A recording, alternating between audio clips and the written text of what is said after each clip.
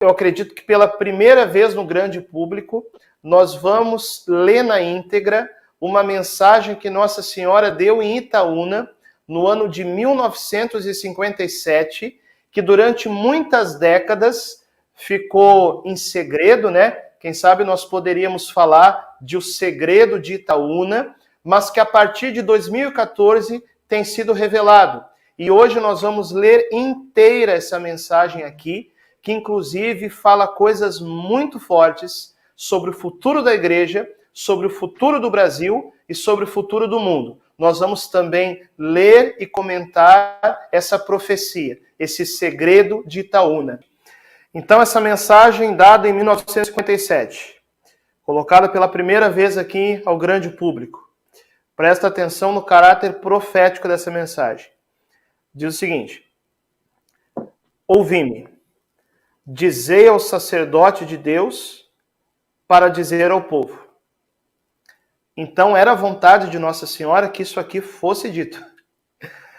O sacerdote de Deus naquela época era outro padre, acredito. José Neto. Mas concretamente aqui, eu quero cumprir essa missão hoje. Eu, como sacerdote, Sim. quero dizer ao povo essa mensagem de Nossa Senhora. Ela continua falando. Grandes tormentos ameaçam a humanidade. Cultivai a terra, para não faltar provisões nos dias tormentosos. Só abrir um parênteses aqui. Tem muitas pessoas que se preocupam em estocar alimentos, né? É questão dos tempos da tribulação e tal. Das aparições que eu estudo, nenhuma fala propriamente em estocar alimentos. Porém, o que para mim é mais claro? Aquilo que Nossa Senhora disse em Símbris, que o comunismo não chegaria ao interior do Brasil, e aqui ela está falando para cultivar a terra, para não faltar provisões. Então, eu penso que não é tanto a questão de estocar alimento, não, mas é nós caminharmos para uma espécie de autossubsistência, e eu acredito que nós já vimos, por aquilo que nós vivemos nos últimos anos, que não dá para confiar muito no sistema, né? Ele desmorona de uma hora para outra. Então, Nossa Senhora fala isso. Aqui acredito que ela está falando de uma autossubsistência. Cultivai a terra para não faltar provisões nos dias tormentosos. E ela continua. Orai, fazei penitências, rogai a Jesus Eucarístico para que o Brasil não seja atingido. Homens ímpios, negando a existência de Deus, querem transformar o mundo em antros para impor à humanidade ideias perversas. Sacerdotes, abandonando o caminho de Deus, põem em perigo a fé do povo. Olha que profético, Dimas.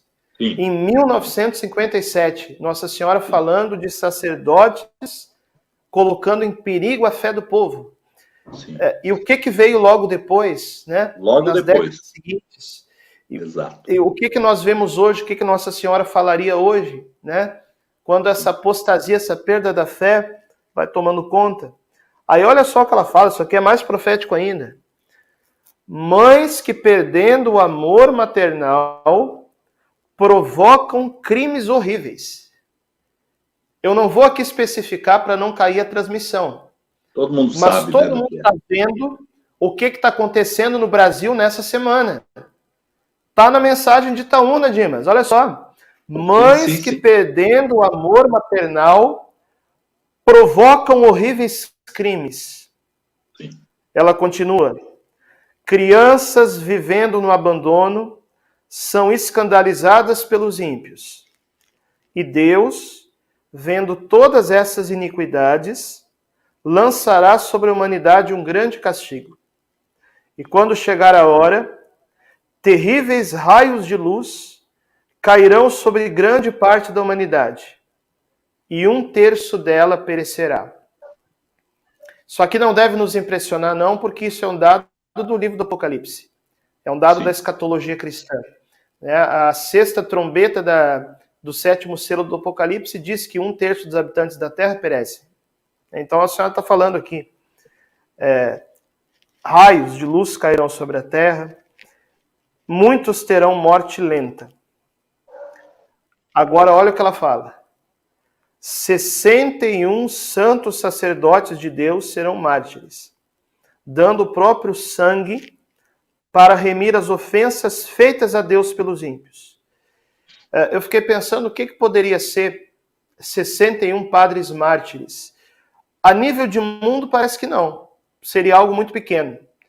Em poucos dias lá no Oriente Médio, certamente 61 sacerdotes são mártires. Possivelmente Nossa Senhora está falando aqui em termos de Brasil, né? 61 padres no Brasil, assim eu interpreto, darão a vida por Jesus num tempo de tribulação. Aí ela continua falando: metade do mundo cobrirá de luto por 3 dias. O que é metade do mundo se cobrindo de luto? Bom, o luto, a cor do luto é preto, escuro.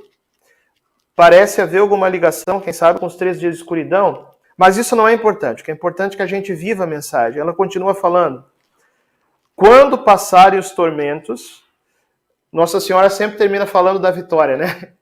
Ela não vem nos anunciar medo, ela vem dar esperança. Aqui ela fala do triunfo do coração imaculado. Olha só o que ela fala. Quando passarem os tormentos, muitos acenderão velas nos altares e agradecerão a Deus por terem sido poupados. Os homens farão aliança com Deus. Na cidade santa, não sei se está falando de Jerusalém, de Roma, haverá uma grande demonstração de fé religiosa, que será assistida por representantes de todos os povos do mundo.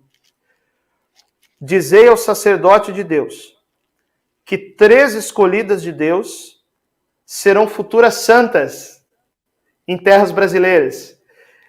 A irmã Dulce já é. Ela é uma santa brasileira que nasceu aqui no Brasil. Então tem mais 2 ainda. Esperando aí. Quem sabe não é a irmã Adélia de Simbres? Quem sabe? A irmã Malha de Campinas? Já daria 3. E aí diz assim, ó: e vós, videntes, serão muito caluniados, os ímpios procurarão negar essas minhas aparições para poder diminuir a fé do povo. Ficai tranquilos, sofrei com paciência e tendes fé, porque eles não vencerão. Essa é a mensagem de Nossa Senhora para nós. Ficai tranquilos, sofrei com paciência e tendes fé. Interessante, o senhor falou aí do senhor Ovídio e todo, a gente falou muito dele, é só para a gente encerrar. Ele era um homem tão sério que tudo ele levava aos sacerdotes mesmo. Então isso daí, por exemplo, essa mensagem e tantas outras, ele entregava o diário dele para o bispo, né? Tem aqui as datas todas que ele entregou os diários. Ele era sempre muito atencioso mesmo com a igreja. Ele não fazia nada sem consultar o padre, que na época era o padre José Neto, e foi o padre que ele mais teve ali presente, que celebrava missas lá no local e tal. E ele realmente levou muito a sério essa missão dele, até a morte dele em 2002. Aliás, antes da morte dele, ele foi velado lá na Gruta de Itaúna.